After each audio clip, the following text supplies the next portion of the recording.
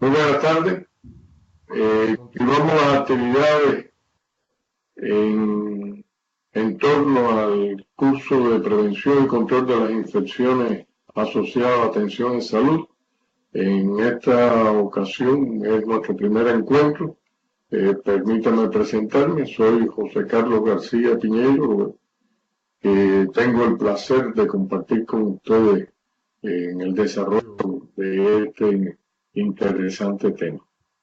En el día de hoy vamos a abordar un tema crucial, por cuanto lo consideramos causa y consecuencia de las IAS. Nos referimos justamente a la resistencia a los antimicrobianos. Refresquemos un poco qué consideramos como antibióticos. Si vamos a las raíces etimológicas de la palabra, encontraríamos que se corresponde con algo que realmente no es estrictamente veraz, porque lo define en contra de la vida, antibiótico, en contra de la vida. Y realmente digo que no es tan así por cuanto el hecho cierto es que gracias a los antibióticos se han podido salvar millones de vidas. Luego, el término se queda corto en su expresión, pero bueno, la raíz etimológica hay que respetar. Y se considera antibiótico a toda aquella sustancia química que influye de una forma u otra en la multiplicación de los microorganismos.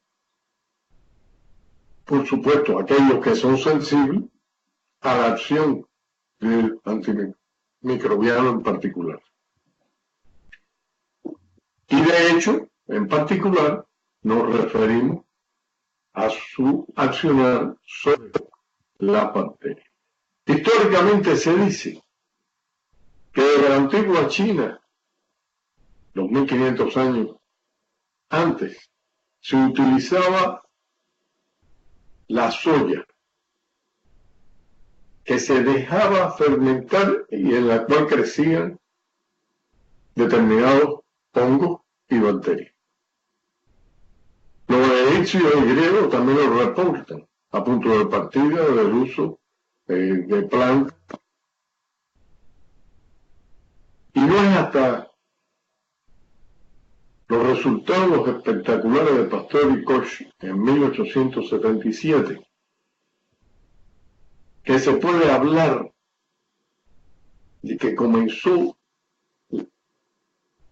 el uso de sustancias, en este caso para inhibir el crecimiento del Bacillus anthracis.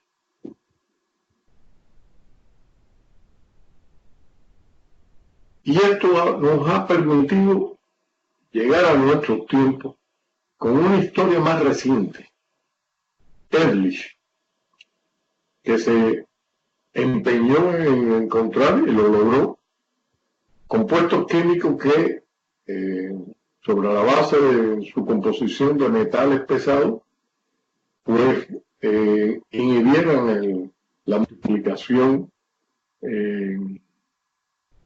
del treponema palm. Y así encontramos que se desarrollaron la serie de los Salvarsan. Esta se caracterizó por un hecho interesante.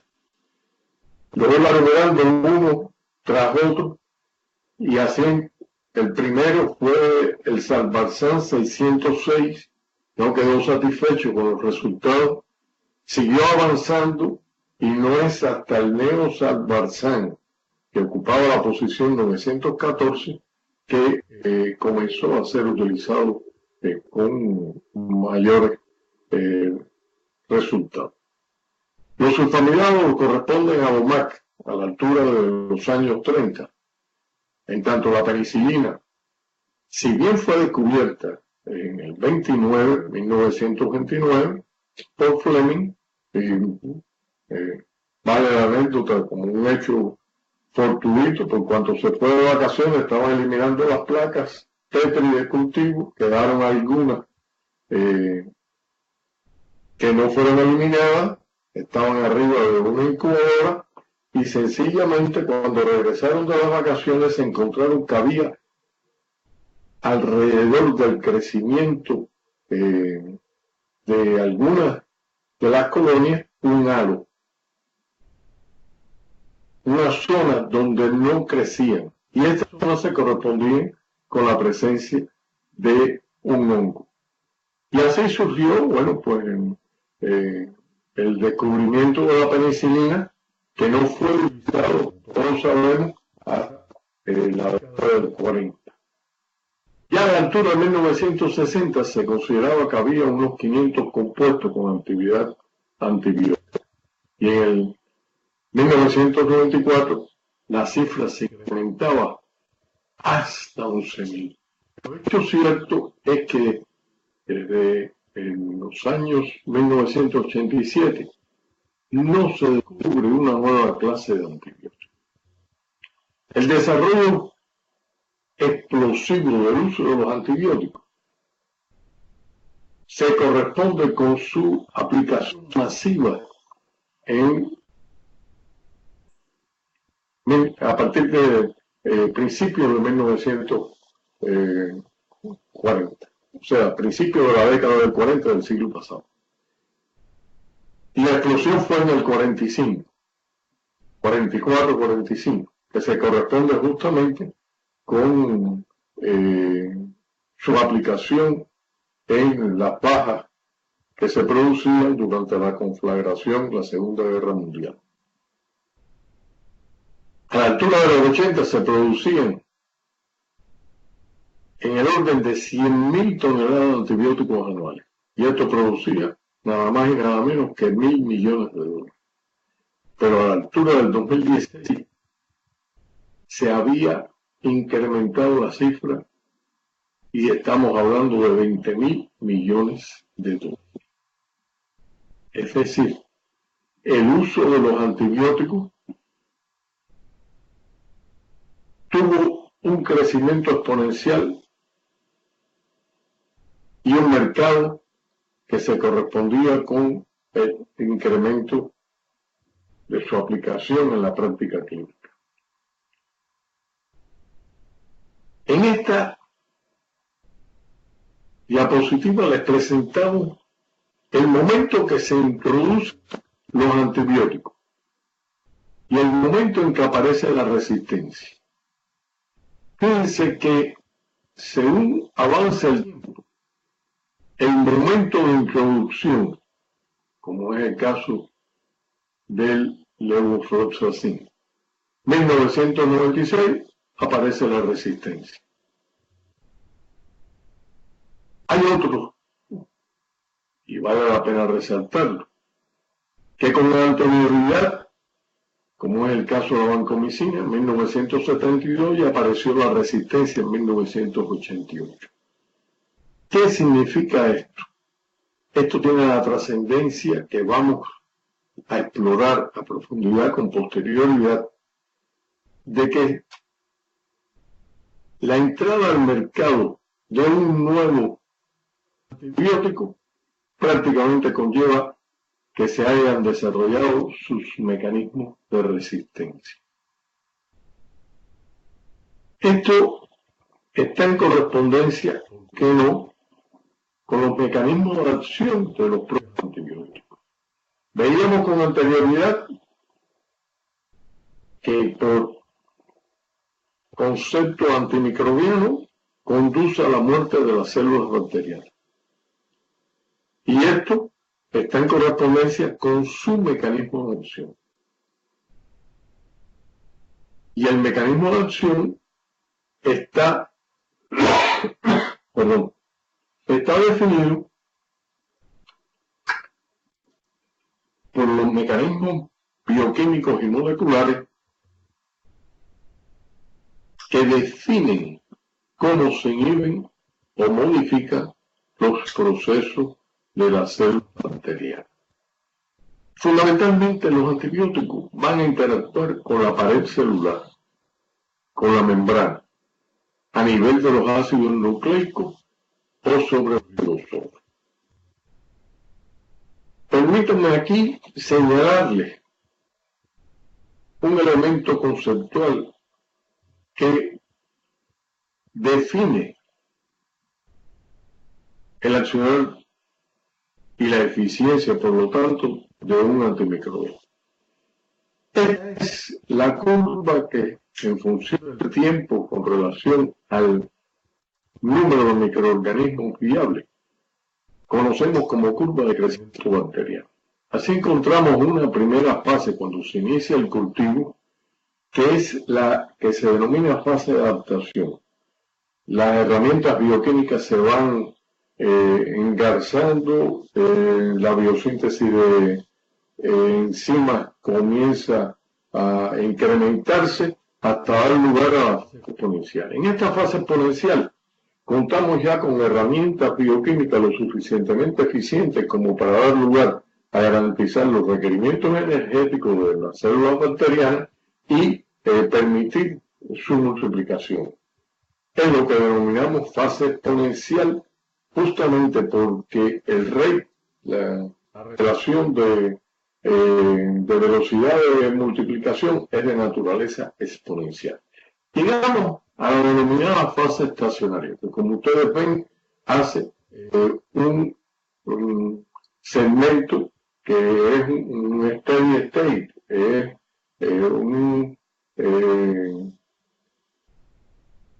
una fase de equilibrio, donde el número de microorganismos vivos se corresponde con el número de microorganismos muertos. Y por lo tanto, no hay un incremento del número total de microorganismos. Y una fase de muerte celular, donde predomina el número de microorganismos muertos sobre el número de microorganismos que se están reproduciendo. Por supuesto, en la fase exponencial, si bien es donde está el desarrollo acelerado del crecimiento bacteriano, es la etapa más susceptible de las bacterias a recibir el influjo de la acción de los antibióticos. ¿Dado por qué?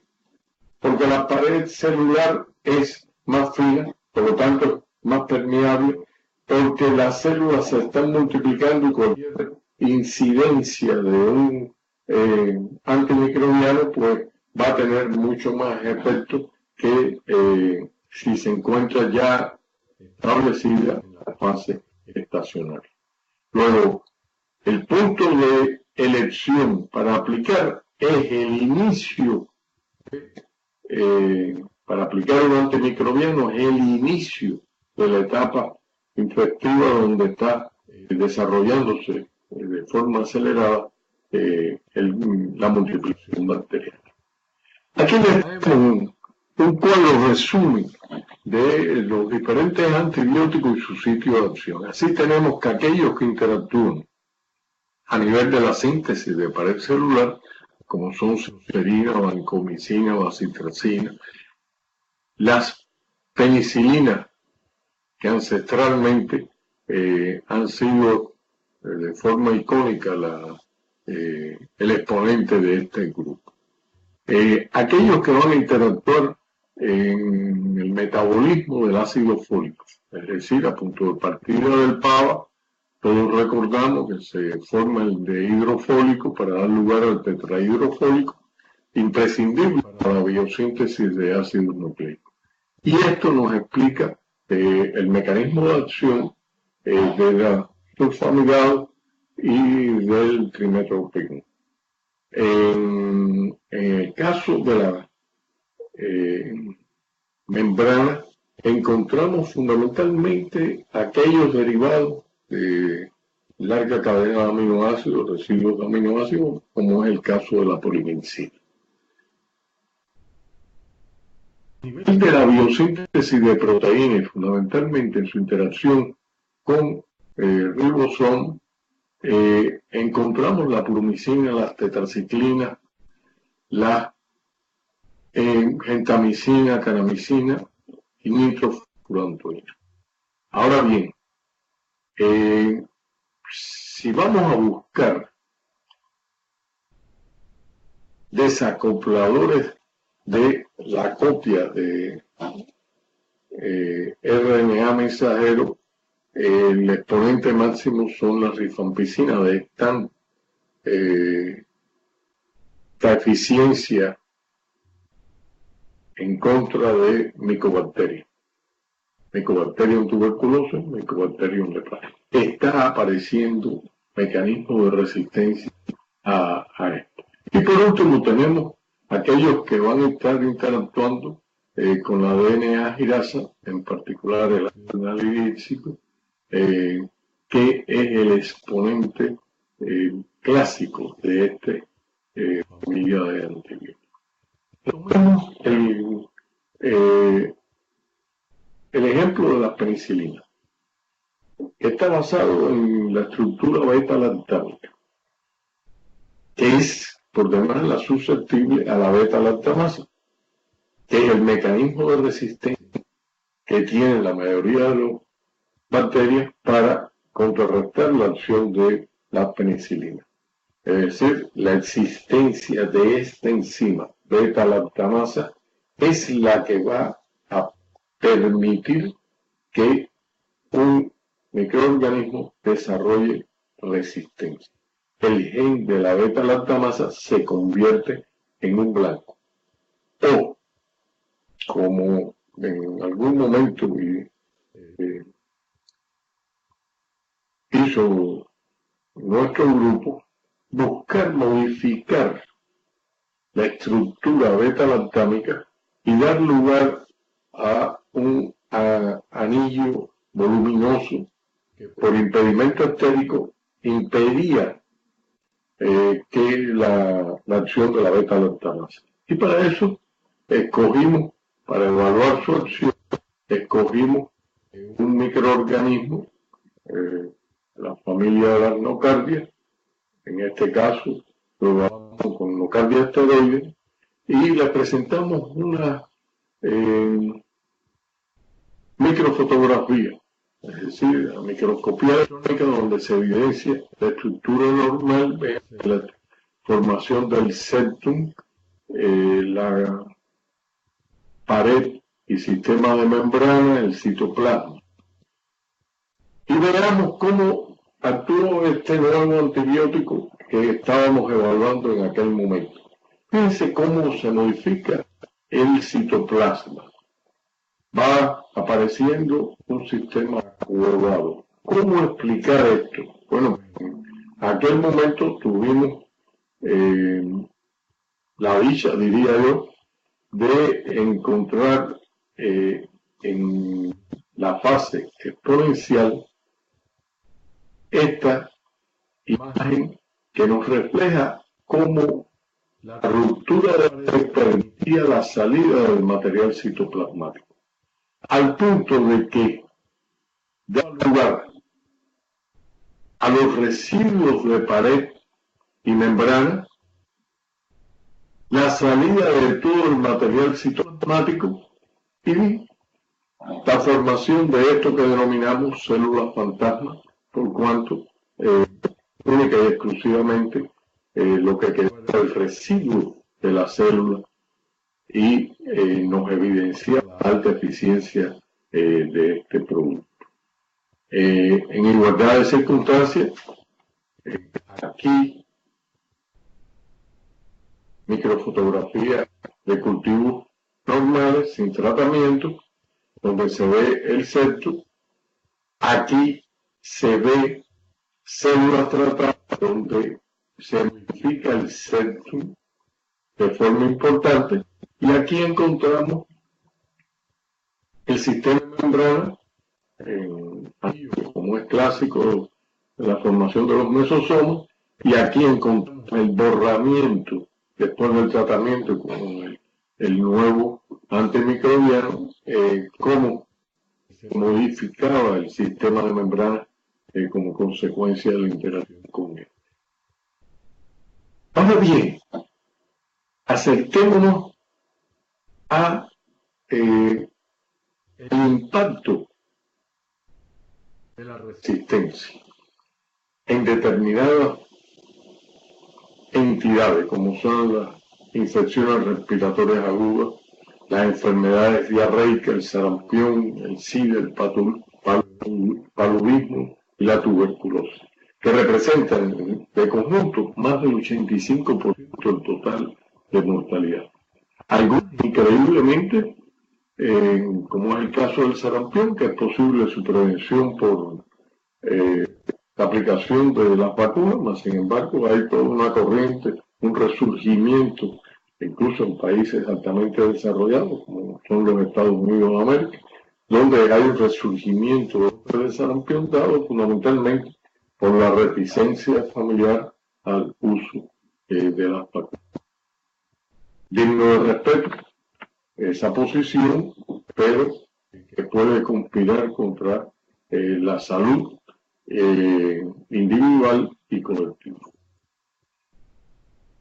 Y esto ha dado lugar a que la preocupación sobre este tema de resistencia a los antibióticos haya ocupado una conferencia que se desarrolló en abril del 2017 en Australia y se tituló La crisis que llega en los antibióticos. En este cuadro, que no pretendo entrar en detalle, sino que simplemente se lo brindo como información, porque es muy demostrativo. Frente a cada uno de los antibióticos se refleja el año que se descubrió, el año que se introduce y el año que comienza a aparecer la resistencia. Esto, por lo tanto, nos ratifica el punto de vista de que en la medida que vamos avanzando, va apareciendo los mecanismos de resistencia más cercanos a el año de introducción del antibiótico. Esto queda reflejado en esta gráfica, donde podemos apreciar los diferentes antibióticos y el año en que comienza la resistencia, con relación al año en que se introduce el uso de determinado antibiótico. A claras luces, de acuerdo a la dimensión de la columna, según nos acercamos a la década del 2000, pues los tiempos van disminuyendo. En otros términos, introducción y resistencia prácticamente van caminando de la mano. Ahora bien, aquí reflejamos el descubrimiento y la resistencia. Pero más que esto, ratifica el punto de vista que con anterioridad veníamos definiendo, me interesa concentrarme en esta situación que es de naturaleza crítica, por cuanto nos refleja que en el transcurso de los últimos 30 años no se ha encontrado ni aplicado ninguna nueva clase de antibióticos. En otros términos, estamos hablando de que el arsenal terapéutico se nos va menguando, se nos va disminuyendo de forma impresionante. En Holanda fueron estudiando la presencia de genes de resistencia. Y fíjense ustedes cómo para el caso de la beta-lactamasa existe un incremento, y la relación aquí es de naturaleza exponencial, de los genes de resistencia con relación al tiempo. En igualdad de circunstancias para la tetraciclina y la eritromicina. Y en esta gráfica les vamos reflejando la resistencia en función del tiempo. Y este punto de inflexión en el uso de la fluoroquinolona da la casualidad que es coincidente con la licencia sanitaria para la aplicación de estos antibióticos en la cría de aves y porcinos. En otros términos,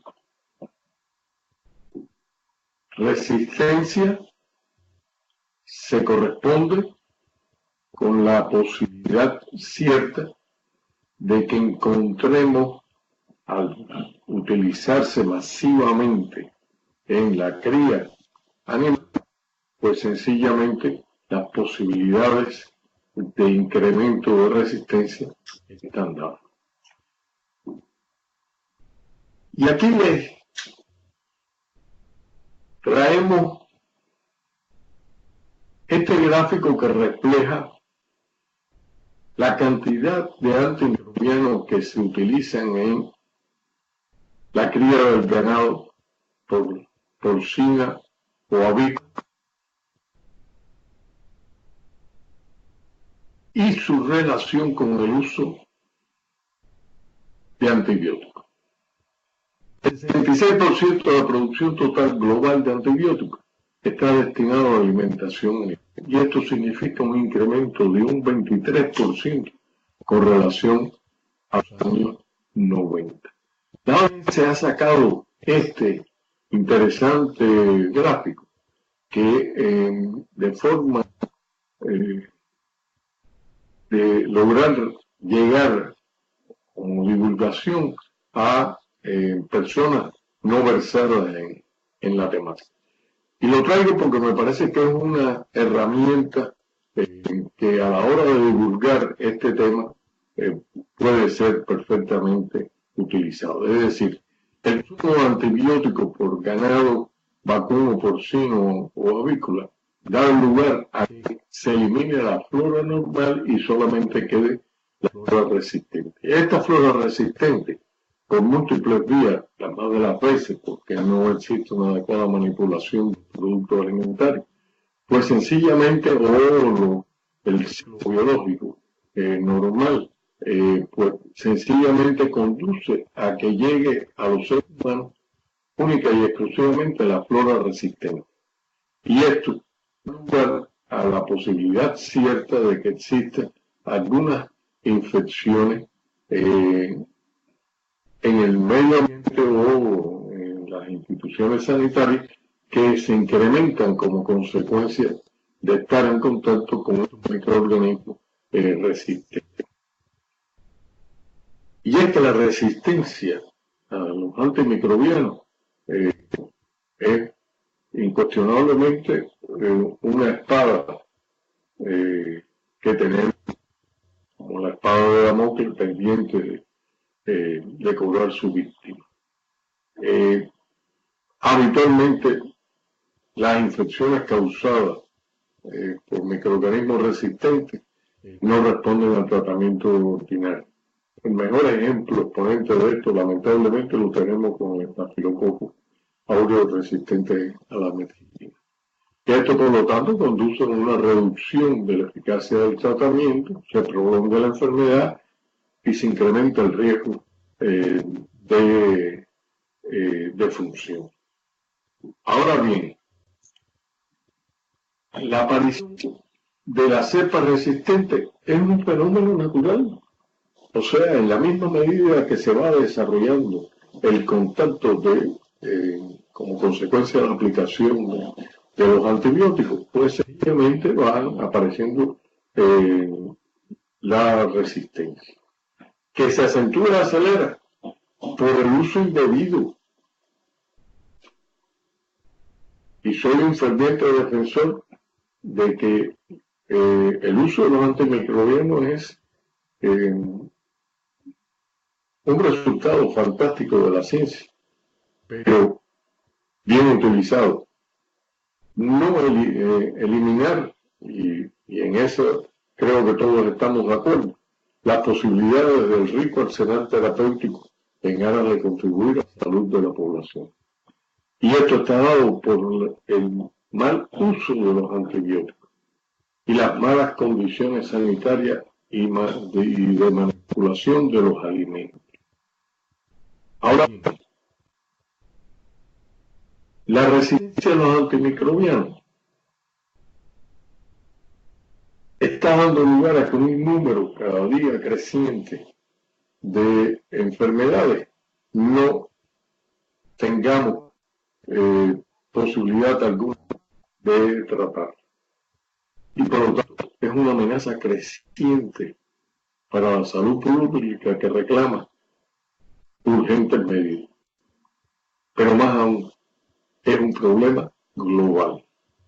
Con posterioridad veremos cuál es la situación imperante en países como en el caso de los Estados Unidos de América. Y aquí quiero insertarles un elemento interesante. La diferencia entre antibiótico y antimicrobiano. Antibiótico es porque se corresponde con su uso frente a bacterias. Antimicrobiano porque permite tratar infecciones causadas por otros microorganismos, parásitos, virus y hongos. Retomemos los mecanismos de resistencia. La resistencia está dada porque se generan mecanismos bioquímicos a nivel molecular que va a dar lugar a que los antibióticos no puedan complementar eficientemente su papel, como veíamos con anterioridad en el caso de las penicilinas y la existencia de la beta-lactamasa. Esto se expresa fundamentalmente por la presencia, la existencia de cambios puntuales en el ADN.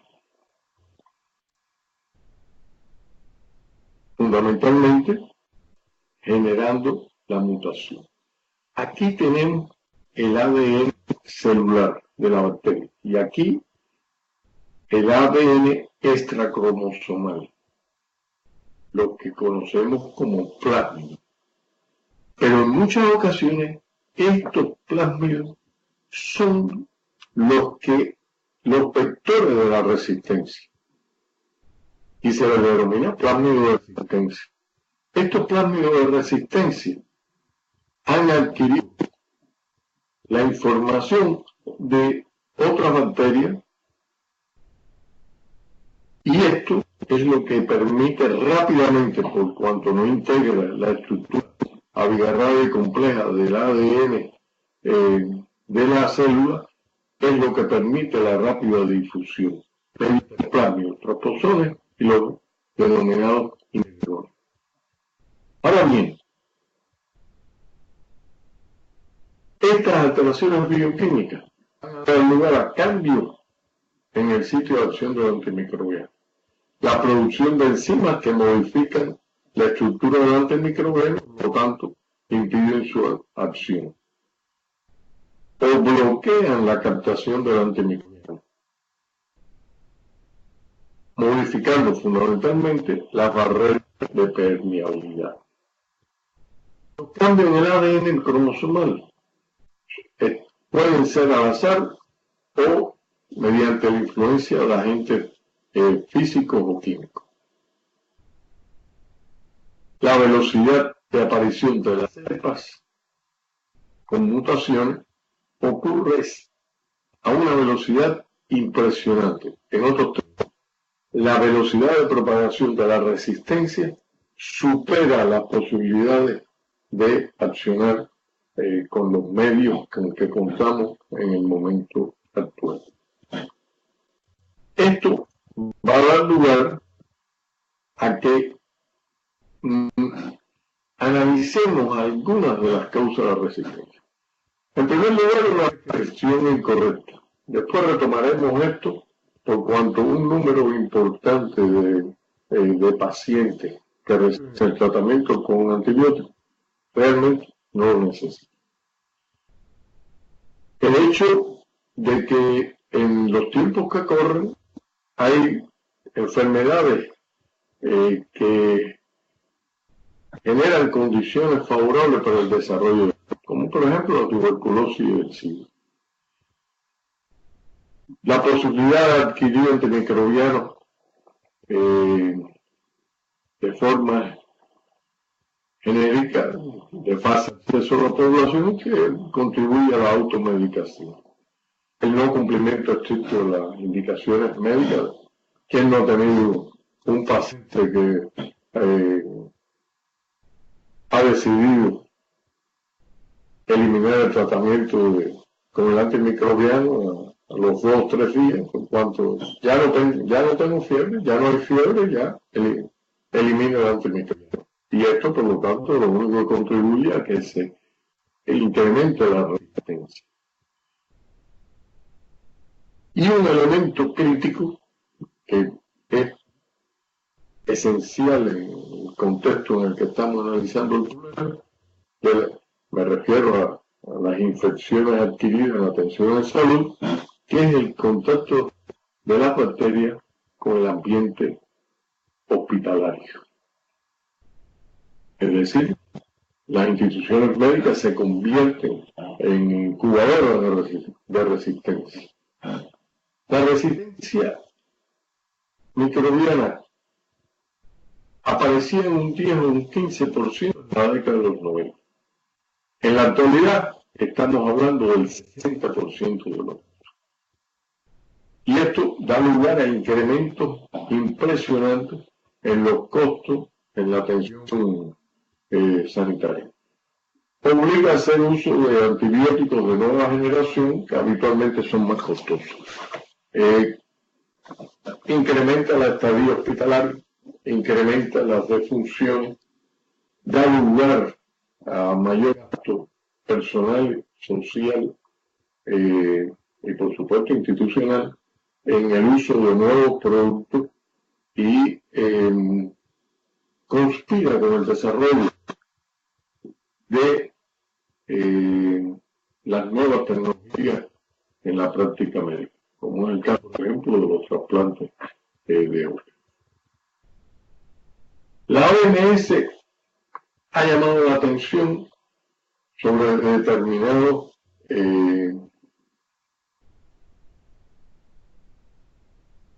bacterias, virus y hongos que establecen que en este contexto los pacientes tengan un peor pronóstico, mayor riesgo de muerte y por supuesto el contrario, incrementar el consumo de recursos humanos. Así tenemos que en el 2002 la OMS llamó la atención sobre la resistencia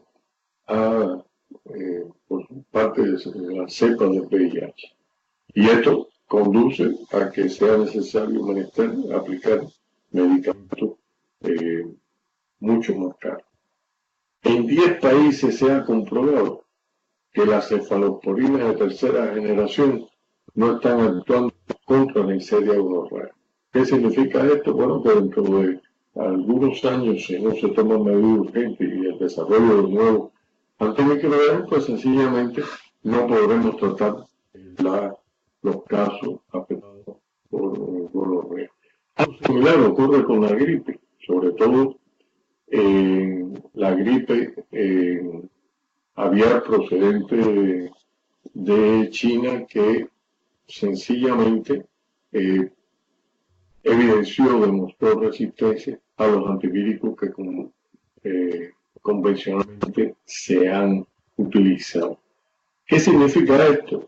Significa que las posibilidades del accionar médico cada día se van limitando más, al punto de que en Vietnam apareció un Plasmodium falciparum resistente a múltiples fármacos. Moraleja, compromiso de la lucha contra el paludismo a nivel mundial. El caso de la tuberculosis y la resistencia es muy particular.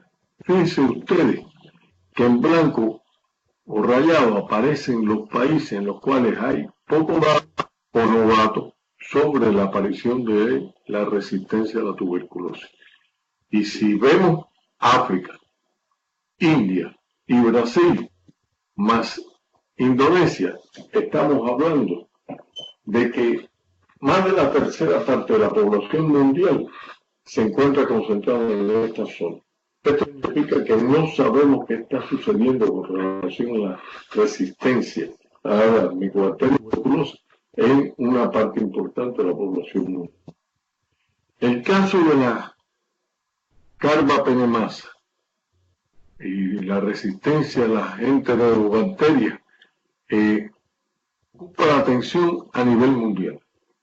Chile no está exento y han aparecido casos de carbapenemasa resistente, lo que limita el arsenal terapéutico y comienza a convertirse en un problema que después veremos cómo ha sido tratado, diría yo que de forma pertinente por parte de las autoridades de salud pública de Chile. Aquí ratificamos y retomamos que los tiempos de descubrimiento al que comienza la resistencia cada día se van acortando más. ¿Y por qué retomamos esto? Porque en buena medida está en correspondencia con la información que nos brinda este gráfico, donde consumo contra países. Y por suerte Chile se encuentra en un grupo de países que está disminuyendo de forma importante el consumo de antibióticos. Y cuando hablo de forma importante, no significa que se esté abandonando su uso ni remotamente, sino que se está utilizando adecuada, idóneamente y que existe el control pertinente. La resistencia microbiana en Chile ha llamado la atención de las autoridades de salud y se ha emitido la circular número 1 como herramienta en la estrategia de control y prevención de este importante problema. En este gráfico, donde planteamos años contra nivel de consumo, vemos que prácticamente ha permanecido inalterado el consumo de diferentes antibióticos en el medio chileno. Esto brinda una extraordinaria tranquilidad por cuanto denota de que aparte del control, de las medidas de control, los resultados están en correspondencia con esta inminente necesidad. En el año 2000 se confirmó la existencia de cepas de vancomicina resistente, como expusimos con anterioridad. Dio lugar a la circular número 100 del Instituto de Salud Pública, relacionada con la vigilancia, prevención y control de las infecciones intrahospitalarias por enterococo resistente a vancomicina. En marzo del 2012 aparecieron los primeros casos de enterobacterias productoras de carbapenemasas. Y se reflejó el primer caso de Klebsiella pneumoniae productora de carbapenemasas. En abril del 2012 ya se refleja casos autóctonos de enterobacterias resistentes. Y esto, ¿qué ha permitido? Pues permite contar con una poderosa herramienta para evaluar el desarrollo de la resistencia a esta familia. La norma 175 sobre la vigilancia de resistencia a los antibióticos establece el qué hacer frente a los diferentes microorganismos como Staphylococcus aureus, Klebsiella pneumoniae, Pseudomonas aeruginosa, Acetinobater y los enterococos, y cómo debe tratarse el problema de la aparición de la resistencia. Es decir, ¿qué hacer cuando nos enfrentamos a este resultado? Informarlo de inmediato al establecimiento que envió la muestra y al Ministerio de Salud Pública en paralelo. Esto es una medida extraordinariamente, diría yo, imprescindible si queremos establecer un adecuado control. Aquí les traemos cómo se corresponde la resistencia con determinados países. Y así encontramos, por ejemplo, en el caso de la segunda fibrosis, que la India es uno de los países más afectados y que tiene más posibilidades de tratamiento, a no ser que surjan nuevos antibióticos. Igual sucede con algunos países europeos, como es el caso de Rumanía, etc. Esto da lugar a que la preocupación trascienda las fronteras, por cuanto con esta información que les vamos a brindar ahora, evidenciamos que es un problema global, no es un problema limitado a un continente, es un problema de naturaleza internacional. En los Estados Unidos de América, en el orden de 2 millones de enfermos, murieron 23.000 como consecuencia de la resistencia. Pongamos, por ejemplo, tan solo el Clostridium difficile, enfermaron 250.000 y murieron 14.000. Esto ha dado lugar a que exista un programa de resistencia, de control y lucha de la resistencia a los antibióticos, con incrementos año por año en el presupuesto. Y esto está en correspondencia con un elemento crítico. La aplicación de los antibióticos ha contado con un, digamos, hueco, con una etapa desde principios de los 70 hasta el 2000, en que 30 años, en que prácticamente no ha existido la incorporación de nuevos productos con actividad antibiótica. Comienzan a partir de 2000 algunos esfuerzos muy limitados. Esto, viéndolo de una forma mucho más elocuente, nos evidencia esta verdad. Y esto significa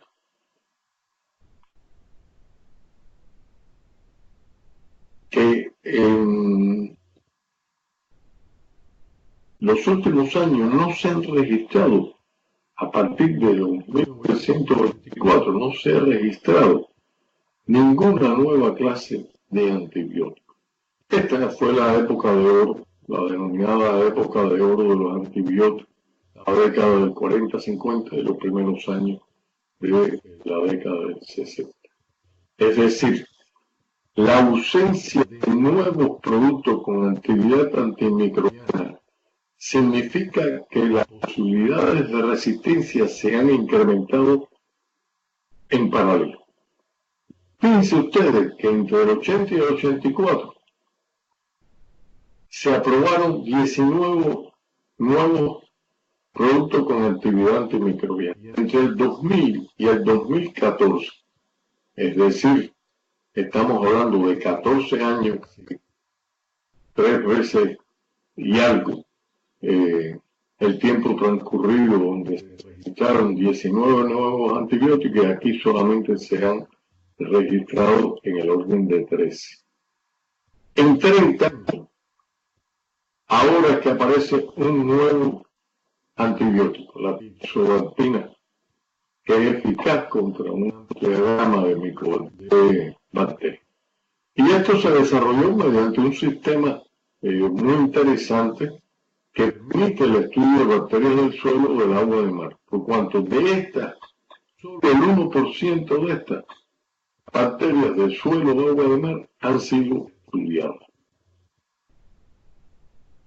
Y es que en el laboratorio el 99% de estas bacterias no crecen. Al respecto, un equipo de la Universidad de Boston ha descubierto mediante un chip electrónico la posibilidad de aplicar y descubrir nuevos antimicrobianos. La OMS, preocupada por el problema, le encargó a algunas farmacéuticas como Pfizer el desarrollo de nuevos antibióticos. Por razones económicas, Pfizer cerró el centro donde se estaban desarrollando estas investigaciones. Y otras farmacéuticas internacionales como Aventis, Sanofi, Lilly, Bristol Myers no han investigado desde los años 90 en el tema de antibióticos. Al punto que la FDA solo ha dado dos antibióticos en los últimos 5 años. Ahora bien, ¿cuál es el futuro de los antibióticos? En febrero del 2014, a 17 de 45 nuevos antibióticos en desarrollo recibieron el sur que les permitía llegar a la etapa de evaluación clínica. Pero esto, como vimos con anterioridad, las grandes farmacéuticas se retiran del escenario internacional de investigaciones en nuevos antimicrobios y le ceden el espacio a pequeñas compañías que son las que están llevando el peso fundamental, al punto que el 80% de los nuevos antibióticos están siendo desarrollados por estas pequeñas compañías. En marzo del 2016 había 37 nuevos antibióticos en evaluación. Ahora, de cada 5 nuevos antibióticos, uno llega a la fase clínica de uno. En 2011, la situación era un poco más estimulante y 13 productos con actividad antimicrobiana habían llegado a la fase C. Pero en este gráfico se pone de manifiesto la necesidad urgente de incrementar el número de productos. ¿Por qué? Porque sencillamente en el orden de unos 12 años hacen falta que los antibióticos, un producto con actividad como antimicrobiano, llegue a ser utilizado en pacientes. Fíjense que las investigaciones clínicas que consumen buena parte de los recursos económicos destinados al desarrollo de un nuevo antimicrobiano ocupan 15 años y en el orden de 700 millones de dólares. Esto casi siempre se recupera con la venta que queda cubierta por la patente. Cuando comienza a ser de venta libre, es decir, que no queda regulado por la Nacional de las Patentes, sencillamente disminuye las posibilidades de recuperación financiera. ¿Qué significa esto? Explica por qué muchas transnacionales farmacéuticas pues sencillamente han abandonado los estudios de nuevos antimicrobianos porque desde el punto de vista económico resultan atractivos. ¿Por qué es necesario enfatizar el estudio de la resistencia? Sencillamente, los microbianos son los de amplio uso. Esto determina que se ocupen en primer lugar en gasto. Al punto que el 30% de los pacientes hospitalizados reciben tratamiento. Pero de esto, el 65% lo reciben de forma inadecuada. Esto significa que los CDC han destinado cuantiosos recursos para el estudio de la resistencia a los antimicrobianos. Y en esta tabla, pues, aparece reflejado cuáles son los de atención urgente y cuáles son los de menos importancia desde el punto de vista de la atención. Sin embargo, en el día de ayer existió información pública por parte de los CDC donde se habla, diría yo, un poco con un lenguaje publicitario, de un supergermen de pesadilla. Pero el hecho cierto es que hay 2 millones de pacientes en los Estados Unidos que se infectan con una bacteria que inicia resistencia a los antimicrobianos. En el 2017 se detectaron 221 genes de resistencia a los antibióticos que eran inusuales o que no existían. Y esto justificaba el incremento de enfermedades, de cuadros, de brotes epidémicos en hospitales, hogares de ancianos y otros centros de atención. Y es que uno de cada 4 de las muestras remitidas al laboratorio de resistencia a los antibióticos portaba genes que contribuían a determinar la resistencia. Pero más aún, 1 de cada 10 personas aparentemente sanas eran portadoras de microorganismos con resistencia. Doy un ejemplo interesante. Tennessee, donde apareció un germen resistente poco habitual en un paciente que se encontraba fuera de los Estados Unidos, enfermó y recibió tratamiento. Y él pudo ser mitigado y quedó exclusivamente este paciente como hecho anecdótico, porque en 48 horas se desarrolló la investigación completa, se detectó el paciente, se evaluó el medio ambiente, incluyendo las personas que habían estado en contacto, pudo aislarse el caso, tratarlo adecuadamente y por lo tanto en 48 horas tuvieron resultados impresionantemente positivos. En 30 pacientes hogares de ancianos se detectó en un paciente un germen resistente. Pero, ojo, el germen se había de una forma u otra propagado a 6 personas que habían estado en contacto. Nada más cercano a la consideración que se trataba de un brote epidémico. Pero las medidas oportunas pertinentes de evaluación y control permitieron que en horas estuviera la situación controlada y el resto de las personas conviventes estuvieran fuera de peligro.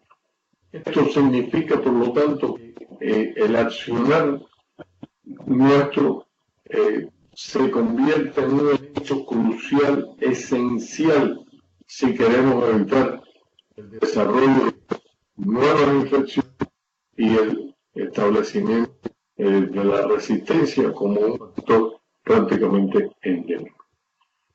¿Qué se puede recomendar a los prescriptores? No iniciar un tratamiento antimicrobiano si no es esencial, si no es estrictamente necesario. El uso de antimicrobiano de amplio espectro. Educar al paciente en la necesidad de que complemente lo indicado por el médico en el tiempo y en la dosis que establecida. El lavado de manos, tema que retomaremos con prioridad y le daremos atención particular. Y, ¿por qué no?, el adecuado uso del arsenal de vacunas contra. Aquí les dejamos en este gráfico, el orden del 30% no había, de los pacientes tratados con antibióticos, no habían hecho un cuadro febril y tenían modificado su perfil hematológico. En otros términos, en este 30% resulta totalmente cuestionable la posibilidad y necesidad de haber hecho uso del arsenal terapéutico con antimicrobianos. El hospital, incrementar las medidas de la GIA de forma tal de que permita rápidamente reaccionar y el control de un posible brote epidémico. Hacer uso de las herramientas de desinfección y esterilización que contamos. Ayudar a los pacientes con infecciones resistentes a los diferentes tratamientos. Y fortalecer el sistema de vigilancia a la resistencia a los antimicrobianos. Al paciente, no pedir, como en muchas ocasiones sucede y los médicos por complacencia acceden. El tratamiento con un microbiano, sino de la consideración del médico. Conocer los antibióticos útiles única y exclusivamente con bacterias. Completar el esquema terapéutico indicado por el médico. No automedicarse. Lavarse las manos con la frecuencia necesaria, sobre todo si estamos en contacto con personas afectadas. Hacer uso de la higiene de los alimentos de forma adecuada y atender a que se nos apliquen las vacunas necesarias. Esto da lugar ciertamente a que se pueda complementar la aspiración de la Organización Mundial de la Salud, que ha patentado en esta frase: una atención limpia es una atención más segura. Muchas gracias.